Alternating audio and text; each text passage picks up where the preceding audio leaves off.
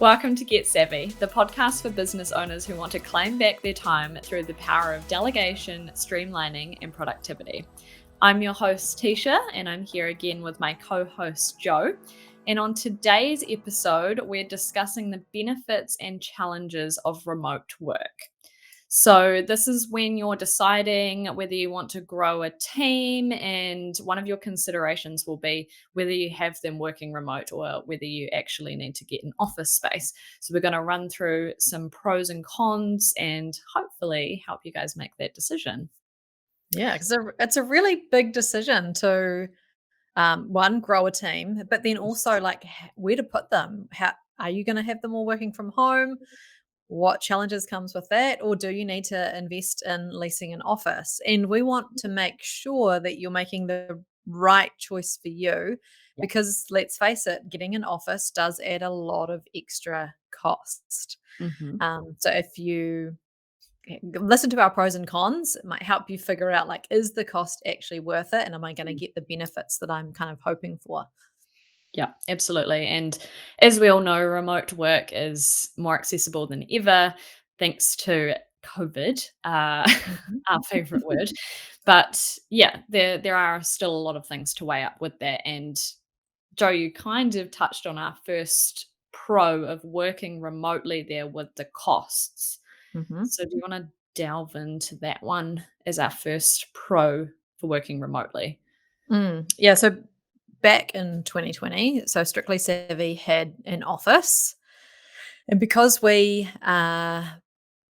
were about to need to move into a temporary office so that they could do earthquake strengthening, we were actually on a month by month lease. And one of the considerations when lockdowns happened was like, actually, could we cancel our lease and save a Mm, whole bunch of money? Because it's not just the cost of the lease, there no. are all sorts of other associated costs. Yeah.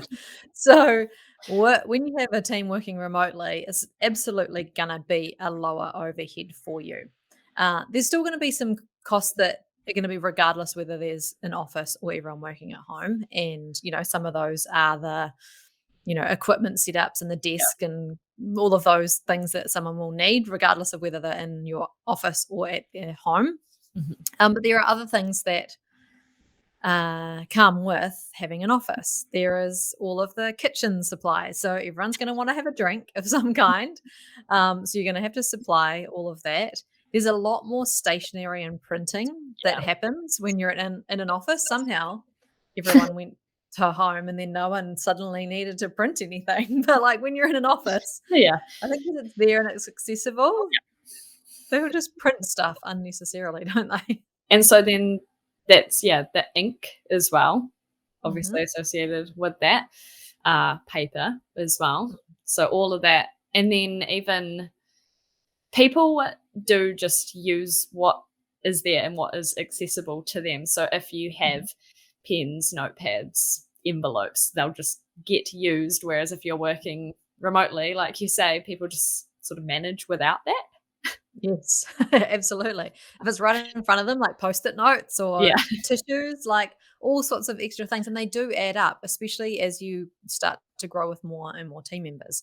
So Mm. I think a great kind of interim option could be that you have a like shared space or a co-working space that you actually use their facilities, which actually might be a good kind of trial option Yeah. so that you can have the overhead costs. Obviously, they will be there if you use a co working space, but you could trial it and see if you're actually going to see the benefits. So I'm Mm. probably jumping ahead, but that's something to think about too. It's not just that you need to lease your own office space, there are other options too. Mm. Yeah, and co-working spaces as well will also have those options where you don't have to full-time be in the office. So if you're wanting a hybrid situation, then that could be a good option, like you say. Mm. There's also things like power to consider with having an office, and I mean, it depends with your lease what's included, I suppose. Mm. But Yeah. yeah, that and like you say, all the office perishables and Yeah, everything. and whether you need to provide bathroom like facilities, or you do bathroom facilities, but whether you are paying for those or whether they're shared with other people and the lease covers it, that will be a consideration as well. Yeah. Something that you just triggered there, Joe, is also the cleaning of an Mm, office, like the kitchen, the bathroom, the whole office in general, and how that's going to work. Is that something, again, that's included with the lease? Is that something you have to look after, and does that mean it's a roster with your team? Are you gonna have to pay to get a cleaner in? So that also may be something small that you haven't really thought about. yeah. And one of the considerations that Strictly Savvy is going through at the moment is having a hybrid model where we have some days at home and some in the office. What that actually means, though, is that there are double the equipment costs Yeah. because we're going to have a desk at people's homes and in the office, keyboards, screens, etc. Like all of that doubles. So that's something to think about too. If you are going to do a number of days in the office and then some Yeah. working at home, that is a very large cost in terms of setting those two things up. Yeah. So if we move on to our next pro for working remotely, is the team will benefit from travel costs. They're not going to have to pay for gas or bus or train passes. And I mean, this is, again, if they're full time working from home, even if it's half half, then obviously those costs are a little bit less. Um, but yeah, they're just not having all of those extra costs, and some of them may be able to just not have a vehicle in general if they're Hmm. working remotely. Yeah, I think it's not until team members like stop commuting or start commuting that they kind of remember Yeah, what it's like because it's yeah, very easy to for team members to, you know, have worked from home for a long time and then have forgotten that it's yeah, actually a lot of time and cost to travel to a workplace. So that can be a real benefit of offering remote only yeah, working to, you know, try and find more people or people to hire is that like the pool gets bigger yeah. because people realize that, wow, I don't have to have those associated costs because that's front of mind for them when they're considering where they're going to work, Mhm. because they are probably currently commuting. Yes. Mm. So that actually is one of our other points, is that you can hire from a larger pool of people, and Yeah. whether that just means in your sorry, outside of your town that you would normally hire from if it was in person, opens it up to a bigger city or the whole country, or potentially even a similar time zone if you're Yeah. not too fussed about it not being in the country, or, Mm. depending on your industry, uh, even a different time zone may suit to cover day and night time, and Mm. yeah, cover all those bases there. So it definitely just broadens that pool of people that you can recruit from, because especially if you're in a small town, it can be pretty restricting. You might know everyone and not want to hire them. Exactly. Yeah. It just really opens up all of your options. And what we've found too is that when we have hired team members and they want to relocate to another city or move Mm, somewhere, they don't have to quit their job and yeah, find a new one. They're like, oh, can I just move somewhere? And we're like, yes, you absolutely can. And so, not just that you can hire from a bigger pool, but you can keep people longer term because they don't have to quit if they want to move. yeah, absolutely. Yeah. Yeah. You don't want to let those really amazing team members go. So it's amazing to have that option. Mm. Yeah, especially young people. Young people don't wanna stay in Yeah. the same town. They wanna go and travel and go other places and look around and you know, see where else they could live. So, Mhm. yeah, definitely a plus. Absolutely. And that sort of ties into the work life balance for your employees as well. That is a huge, huge pro for your team with working remotely. They can just pop away and go grab a drink from their kitchen. And again, it's not an extra cost to them either. They don't have to sort of go out for lunch. They can just pop to the kitchen, they can go put the washing on, make food at home. And depending again on your industry and the structure of their days, they can also pop out to appointments and do little bits here and there. And it just helps them feel more in control. Yeah, okay, and, you know, it takes away that morning rush. Yeah. So, how many especially parents, how many people, you know, get to work so frazzled and so, like, feeling stressed and rushed to start their day because they, you know, have had to add in that travel time when they're in an office. when they work from home, like people can ease into their work Yeah. day and start the day in a much better mindset, which again then has long-term benefits for you. They stay around for longer, they enjoy their work, their productivity improves, their outputs are better, like the whole team dynamics is better because everyone is more happy. Hmm. Mm. Absolutely. And again, depending on the type of work that they're doing, it may mean that the work hours are a little bit more flexible as well. You know, if like Joe says, if they have to drop kids off at school, they can then start 15 minutes later and then make it up at the end of the day, and they're not worrying about what time the office is open and shut. And yeah, making it more accessible for those team members that have those variants through the day. Mhm. Yeah. Mm. Even just being able to do their housework sporadically throughout the day, like put some washing on or put it in the Yeah. dryer, like those things just make life and work and that balance and that juggle so much easier. And like you said before, Tisha, you feel more in control. So Mhm. again, happier team members. Yeah. Um, Lots of pros. We are very pro remote working here at Strictly Savvy, although considering an office currently. So Yes. yeah. Yeah. And a few episodes ago, we did actually cover caring for your team, and we went through a lot of this and how to sort of get around it, because it can be a bit of an adjustment mentally, handing over that trust to your team and working remotely. And especially if you haven't had a team before, that's going to be a big adjustment as is. So Yes. building up that trust with them to begin with, we Mm. sort of go through that in that other episode. Yeah.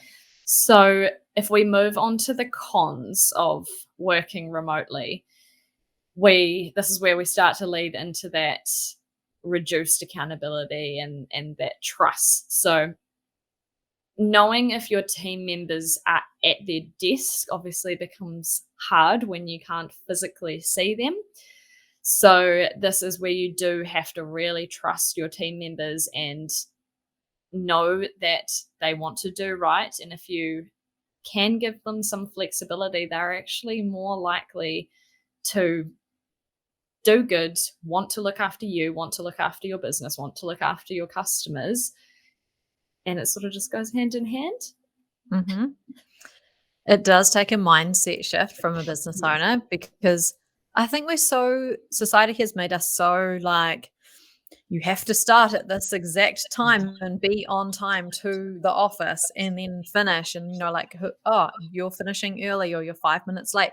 It's so ingrained in like Yeah. the culture of like how workplaces ran.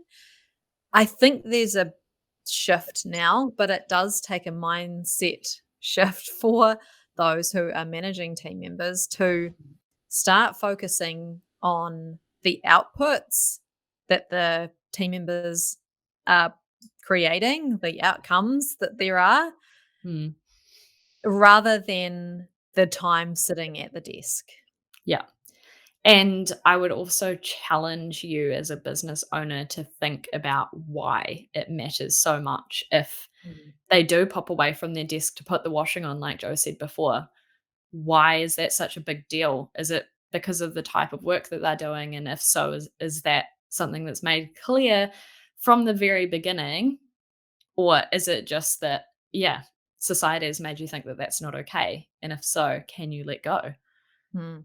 Yeah, because I think you've spoken about this in another episode, T, where you talked about, you know, in the office, someone could get up and go and get a drink, or get up and go and chat to another team member, or get up and go to the bathroom, and no one would bat an eyelid. Like Yeah. that would just be completely normal. Yeah. So why is it that when they then suddenly work from home, that then you have these expectations that they're going to sit at their desk the whole time and only have their break times? Like that's really unrealistic. Yeah. So I feel like if you are concerned about your team members doing the right work or doing enough work, there needs to be ways that you can monitor and review what they are working on or doing. Yeah. There needs to be other ways because if you keep asking them, you're just going to micromanage them and they are going to leave because nobody likes being micromanaged. So Yeah. have other ways. Have check-ins where they need to report. Everyone needs to come and report, like we do a leadership team meeting. Everyone comes and reports on the previous month, what they're working on for this month, and we have a look at everything. Everyone reports on their KPIs. So Mhm. we make it very metrics and KPI based rather than, oh, how many hours did you work this week? Yeah. Like Yes. that becomes irrelevant. Yeah. Yeah, absolutely. And another con is that the team will need to self-discipline a bit more while they're at home because they aren't, being watched, I guess. That's Mm. kind of not the words I wanted to use, but No. yeah, they will have to manage that they don't just go and sit in the lounge and watch a couple of episodes of their favorite TV show, or even the opposite of actually working more hours than they should be and burning themselves out because no one's monitoring that they stayed late in the office. Mhm. So figuring out what those things are that your team may tend to do, and working with them to avoid those as well. So yeah, like Joe says, having a way for them to be accountable and even monitoring if you can those team members that may tend to stay late, see if their little green dot is on after 5 o'clock when they're meant to be Mm. finished. Just having a friendly check in, make sure that they're not working too much or Yep. um yeah. Yeah, I think uh what and I think there's some stats out around this now that what we've actually seen with people working from home is that they end up doing more hours Mm. than Which they would in an sounds office. weird. Yeah, because there's what happens is that when you work from home, there are no triggers Yeah. like there are in an office that your workday is finishing. So Mm. in the office, other people get up and they start like packing up their stuff and Yeah. leaving. And then The everybody cleaner comes at a certain time and the lights turn off or yeah, the alarm goes on or the security guard's there. So there are these triggers that have you like kind of stop your workday in an office, or you like it's time to go pick up kids, or it's time yeah, to like get home because you need to do dinner or whatever. Like there are triggers that stop your workday. Whereas when you work from home, yeah, you could just keep sitting there and not have any triggers that stop your workday mm, because you're not visible to anyone. yeah, So yeah, conversations and check-ins to make sure that they have put in place some triggers yeah, that they, you know, even if you check in with them and be like, okay, time to go now, yeah, make sure their dot's off. yeah. They close the door and they leave their office. Yeah. Exactly, and that will be a lot harder to manage as well if there aren't set working hours Mm. because they may want to log on in the evening and catch up on stuff, and how are you gonna manage that? So, that's where those extra measures come in, or time tracking, and so you can actually see the hours that people are doing, that they're online. Yeah. Really handy tool. Another con for working remotely is that it can be way less personal. So people in your team are going to love that social interaction, and some personalities, we've talked about this before, some personalities need this a lot more than others do. Some team members will actually feel lonely and isolated while working from home, and they really crave that social interaction that some of them don't even realize that they need until they are Mm. working from home. Mm. I think many people think, oh, it's going to be so amazing working from home. Like, this is great. Oh, I can't wait. But then the reality of it, day after day on their own with no social interaction, Yeah. and that banter is not there because, like, it's way easier for banter to happen in an office or just Yeah. the funny comments or, the things across the cubicles or, in your open plan or meeting people in the hallway or in the kitchen, like, all of that is Mm. gone. Yeah. And some personality styles only thrive for so long, day after day on their own. Yeah. So you've got some great things that you do for us at Strictly Savvy and some ideas about what can help this, right? Yeah, definitely. And again, I think we covered this on in one of our culture episodes as well, a bit more in depth. So go and listen to that if you haven't already. But there are a few simple things that you can implement that do help those team members that really need that. And yeah, so one of the things that we do at Strictly Savvy is we have a dedicated channel in our internal chat tool that is just called the general channel. And it is there for general chit chat, banter, funny videos, funny photos, people to share a picture about what they did on the weekend, and just anything really that they can post in that channel, and they know that there's a dedicated space for it. And that is the key with this, that they've got this dedicated guilt-free place Mm. that they can do that, and they know that it's okay. That's really important with this.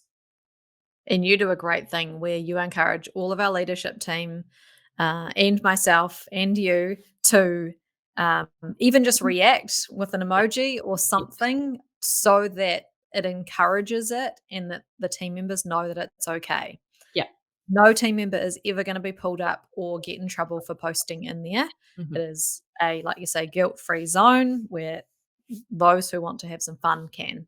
Yeah, because it only takes a couple of seconds for them to send that message as well. And yeah, we really want to encourage that interaction between the team as well, because then they get the feel good that they're having these interactions with other team members and having some fun. And so even if you're not a fun kind of person yourself, or you see yourself as a more serious person, I should say, then yeah, doing something as simple as just reacting to it with a laughing face instead of having to actually extend yourself and get in on the banter if that's uncomfortable for you. Mm, Something simple to show them it is okay, and that they aren't being watched again, that like we've covered before. And yeah, that they have permission to do that. And yeah, so it may be a channel that you have in a internal chat tool, could be a WhatsApp group. We also have one of those that the team, again, it's an optional thing. The team can post in it, they can mute it if they don't want to be involved in it. And you do have to be okay that some team members won't get involved in it, because it is for the different personality styles. mm. And some personality styles will love it, but Hmm. never engage. So Yeah. they will read it, they will get the feel good, the fun from it, but they won't engage. And that's okay too. Yeah. Absolutely. So that's one way. And then we also, even though we are all working remote at the moment, we do still try and have actual in person social gatherings as well. When we can't do that, we do still get together on Zoom and do a quiz or play Cards Against Humanity online, and have little ways of still having some face to face interaction with each other, having some fun. And yeah, just again, not work related Mm. fun, Yeah. because some people are, like you say, at home, working from home, they're not having social interaction. Work might be their only social interaction that they get, or it might be the only social interaction they get outside of kids. So it's really important for some people to have that outlet. Yes. Mhm. So one of the team members that does feel isolated and lonely at Strictly Savvy, she's actually agreed with you that you guys will do a like virtual co-working. You call it body doubling, which I've never heard that term. I think I'm too old for that term, Tisha. Body doubling co-working session are like Zoom, where you're actually just on Zoom and you're just working away at your own individual things. Yeah. Do you talk at all? Like, how does it work? Yes. So, and I'll go back to body doubling. That's a specific term that actually is used in terms of ADHD. So, Ah. it's a way that people with ADHD can be productive. It seems really weird, but essentially, you sort of get this, it's not paralysis, but you get stuck in your Mm, head. You want to do a task and you're actually just sitting there not doing it. And having someone physically present with you helps you be motivated to do that, because you can chit chat with them and you almost don't realize that you're doing the task. mm, So that's what body doubling is. But in terms of working remotely, it's essentially, yeah, remote co working. And mhm, so what we do is we sit on Zoom together, and yeah, we talk to ourselves, we randomly talk to each other like you would in an office, just make comments to the person next to you. But you can also just sit there in silence, focus on your work. And at the start of each session, we agree on what we're wanting to achieve within that Mm. session. That's the key part of it. Yeah. What you want to achieve after an hour or half an hour, however long you're doing it. And then at the end, we do a little check in, see what progress that we made for that as well. Mm. So as a leader, as the business owner, as the manager, this is something that or, or this whole section, like having the team feel less lonely Mm. and having those social interactions, this is going to need to come from you. Yeah. Like you're going to have to put effort into figuring out some options, discussing it with the team, and initiating these things. This can't be something that's just left to the team to initiate themselves. Like that's not going to happen. Mhm. They need to hear from you that you want to encourage this and that you want to see this in the business so that it helps them. Yeah, exactly. And even if you can't personally do, say, one of those doubling sessions with your team members, facilitating it with two team members that both need that and actually making sure that they book it in their calendar, holding them accountable for doing that because you know they need it. Yeah. So, All right. The next con. Are yeah. you happy to move on now Yep. Yep. to our last one? Yep. So, something that we see happening is that team members can get really niggly with each other when they are only communicating via chat or text or email. Yes. Yep. Team members will, or anyone will get trapped in their own head, even if they enjoy working remotely. If they're having a bad day, they're going to read tone into messages that isn't necessarily there because they might not be in a great headspace. If they're Mhm. in a really good headspace, they might read the same message with a really happy tone. Or you're going to have team members that communicate with smiley faces in every message, and then other team members that just put a full stop, and that's going to freak each of them out. And so you've just got this, yeah, barrier with things like a chat tool that people aren't hearing voices, seeing people's facial expressions, and they will just read tone into messages that isn't there every now and again. Even if they Mhm. know that person really well, they will slip up occasionally. Yeah, because well, we default to our natural personality styles when we're not thinking about it or when we're stressed and busy or overwhelmed. And so, like, this is something that try and be really conscious of too, but I still get caught out where I'll message a very short 1 or 2 or 3 word message in response to someone asking me a question when it's in a chat tool because I've got lots on my mind or I'm overwhelmed and Yeah. I want to answer them, but my default personality style will mean that it's a very quick answer. Now, that team member could, get into a bit of a spin like, oh no, Joe is really like upset with me. She's angry that I've done something wrong. Where actually they've completely read into tone or how short it is, and they have kind of overlaid their own kind of insecurities or worries into that. Yeah. So that, like, that's on me that I need to make sure that like I let them know, and I try and do this. I say, hey, sorry, my messages are going to be super short because I'm just busy. Like, absolutely, like cool, and with a smiley face or something, so they know Yeah. that I'm not angry. And then the messages being short is okay. So think about your own default personality styles, what your team member needs in terms of communication when you are using chat. But even better than that, one step further, is to pick up the phone Yes. and encourage team members to pick up the phone and actually talk to each other or get on Zoom. Yeah, because I'm sure we've all been there where a team member has said this other team member's done this or said this. And then my default is always, have you spoken to them on the phone? Because even if it's after the so called conflict or miscommunication, as soon as they get on the phone to each other, they don't want to go into that being aggressive or rude. And it just automatically diffuses the situation. It does. Yeah. So we Absolutely. always encourage them to pick up the phone, and even better if they can get on Zoom and see each other and hear each other. Obviously, that's a huge plus, but picking up the Mm. phone and just hearing that tone, because people will default to hiding behind chat. Yeah. It just happens. It's more efficient too. Like, sometimes I'll see team members chatting, like, discussing something, and I'm like, "This would be so much easier on Yeah. Zoom." Like, jump on a Zoom. It's so quick. Everyone has a Zoom account now. Everyone has their personal meeting room link. If you've got that Mhm. saved somewhere, I have it in my sticky notes, and I just copy and paste it in. "Let's jump on Zoom," link. You're straight in. Like, it makes it much more efficient. Yeah.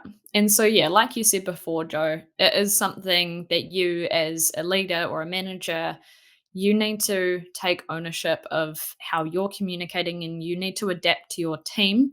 And it's really great to have a tool like personality profiling that team members can use as a common language and they know the kind of communication that the other team have as their default. Like team members will know which team members are the fact-based ones that are really straight, serious, and they're not going to give you a smiley, and they know the ones that are going to give you the warm fuzzies and chat about your weekend. And so, Mm, even just having that base understanding is really good because then they can keep that in the back of their minds. Or if they do happen to forget that, you can just gently remind them of that mm.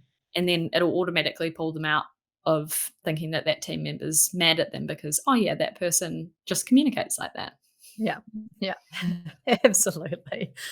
So, what I hope this episode has done for you is, although there are some cons to working remotely, with some management and some strategies in place, they can actually be helped or improved or no longer such a big problem or con.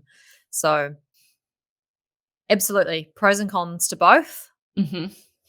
Hope this has now opened your eyes to all of what those are, and your decision can be a little easier. Yes. And please don't forget to rate, review, and subscribe to the Get Savvy podcast so you don't miss an episode. And we'll see you next time.